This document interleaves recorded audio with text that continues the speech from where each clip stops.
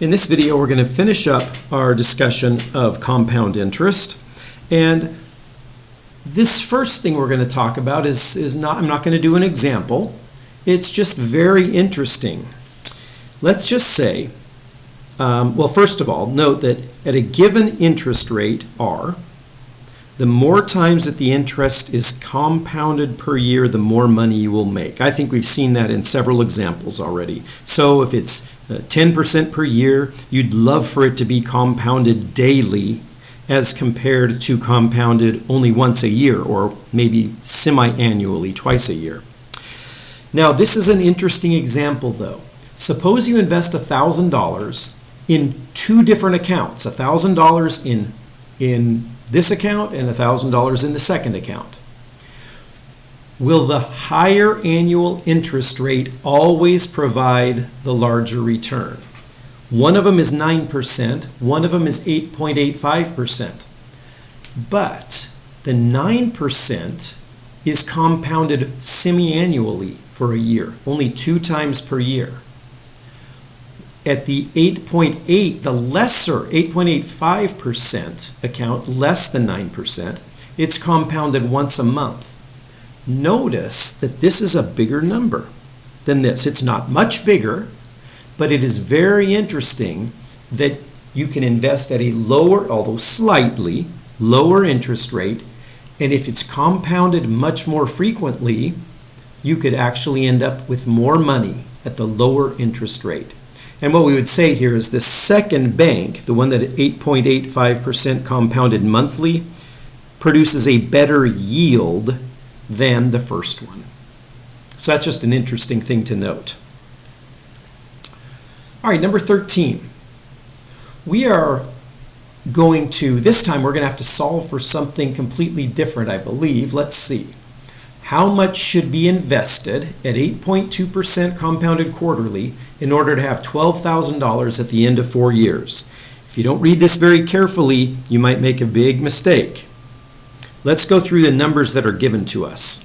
How much should be invested at 8.2%? That's the annual interest rate. R is 0.082. Compounded quarterly, that means 4 times per year, so M equals 4. In order to have 12,000 at the end of 4 years, T is equal to 4. The important question here, what variable is $12,000? This is what you have at the end of 4 years. This is not what you're starting with. They're asking how much should be invested. So what we're looking for is P. How much should we invest in order to have 12,000 at the end? So the 12,000 is our A. So we've got everything we need. We'll have to figure out what N and I are. Let's go ahead and figure those out. What is I? The periodic interest rate. If it's 8.2% per year, but we are compounding it 4 times per year, we have to divide this by 4. So I'll remind us R over M, which is 0.082 over 4, which is, let's see, 0.0205, I believe. Yeah, so I would be 0.0205. That's 2.05% every time period, 4 times per year. And let's see, the other thing we don't know is N. N is the number of years times the number of times per year. So the number of years is 4, and M is also 4, so it's 16. So we just need to plug this in. A, 12,000 is equal to, P is the unknown. What is 1 plus I? It's I, and then just basically put a 1 in front of that decimal point. 1.0205. 1.0205. Raised to the N, which is 16.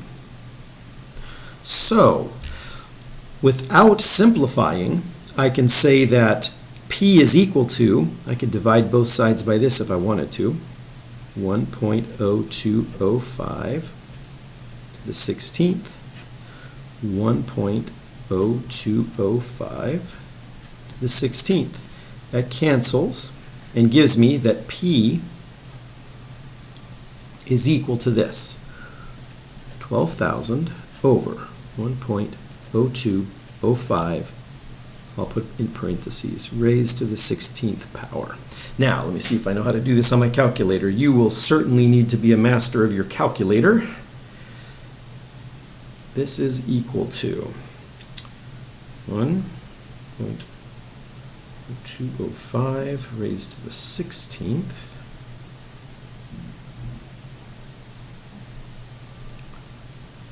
$12,000. And that turns out to be 8673. 8673.07 with a dollar sign. And it does make sense, of course, that the principal amount, the initial amount, is going to be less than what you end up with. So the moral here is that if you want $12,000 in 4 years, and you have a bank that pays 8.2% compounded quarterly, you're going to need to invest $8,673.07. And 4 years later, you'll have this amount. Now, just so you know, if you forgot your exponent rules, what I did in my calculator was I took 1.0205, and let me write it out. Here's what I did. It's 12,000 times 1.0205 raised to what exponent? Negative 16. Okay, because remember, if you take a, for example, to the negative 1, that's equal to 1 over a to the 1. So this is what I did in my calculator. I didn't do the division. I did 12,000 times 1.0205 to the negative 16th, which is exactly the same as 12,000 divided by 1.0205 to the positive 16. All right, number 14 takes a little bit of thought. It's not too difficult. It's a pretty quick problem, but it does take a little bit of thought. An investor wants to invest P dollars. He's not even telling us how much it is, or she's not. But she wants to double her money in 6 years, and she wants to know what kind of an account she's going to have to find in order to do that. What interest rate is required to do this? All right, so we'll assume that the interest rate is compounded quarterly, which means M is equal to 4. And what are we looking for? Initially, we're going to look for R, the annual interest rate. That we don't know. So what interest rate is required? That's what we need to know. R is what? And what else don't we know? Let me write the formula down. A equals P times 1 plus I to the N. Okay, 6 years, that means T, I'll write it over here, is equal to 6. And compounded quarterly means M is 4. So we know what N is, the number of times that the interest is going to be compounded. Well, how many years is it? T. How many times per year? M. That's 6 times 4. So N is a 24. Here's the tough part. What's A? What's the future value? Well, the future value, the investor is investing initially P and wants to double the money. So what does that mean she wants to end up with? 2P, twice the initial amount. Okay? That's what she wants. So that means I'm going to replace A with 2P. Let me go way over here. I'll say she wants A, the future value, to be 2p. So in order to have 2p equal to p times 1 plus I raised to the 24, here's our formula. I'm going to circle it. And we have to solve that for I. It looks like it might be tough because we have two variables. We have a p and we have an I. But notice, the p is a factor on both sides. Divide both sides by p. Divide both sides by p. And the p's go away. That gives us 2 equals 1 plus I raised to the 24th power. Okay, so how do we solve for I? Well, there are a couple things we can do, but I'd like to get rid of that exponent. And if that exponent were there, it'd be nice and easy if it were not there. So how do you get rid of an exponent like that? Well, we could divide, we could do something, but remember this, that if I had A raised to, I'll make up the 5th. If I raise that to the 1 over 5, I get A. Because 5 times 1/5 gives me a 1. So if I do it to one side, I have to do it to the other side. What would I be raising both sides to in this case? Let me use a different color. I'm going to raise this and this to the 1 over 24 power. 1 over 24 power. And then when I multiply 24 times 1 over 24, it just get a 1. So the right-hand side is simply 1 plus I. And the left-hand side, I'm going to leave 2 to the 1 over 24. And then, in case I need a little bit more room, I want I for now. I'm going to subtract 1 from both sides. 2 to the 1 over 24, which you can do in your calculator, minus 1 equals I. Okay, so let's go ahead and figure that out. Let me plug this into the calculator. It is 2 raised to the 1 over 24. Let me do that again. 2 raised to the 1 divided by 24.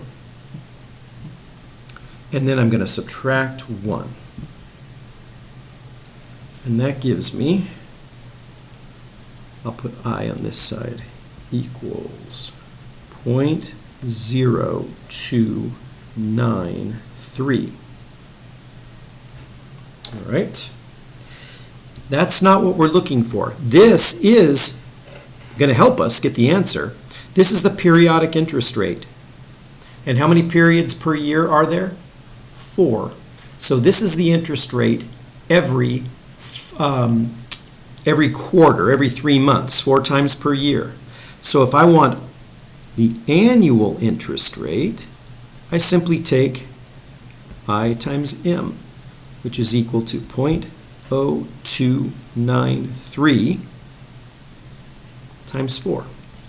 So if I multiply that, oops, I lost it. So let me 0.0293 times 4 equals 0.0293 times 4. That looks like 0.1172.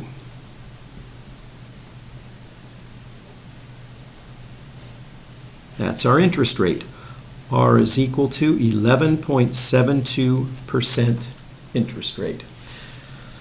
So if you have, doesn't matter how much money you have, if you want to double it in 6 years, and you're going to put it into an account that compounds interest quarterly, you're going to have to find an account that has an interest rate of 11.72%. And you'll double it in 6 years.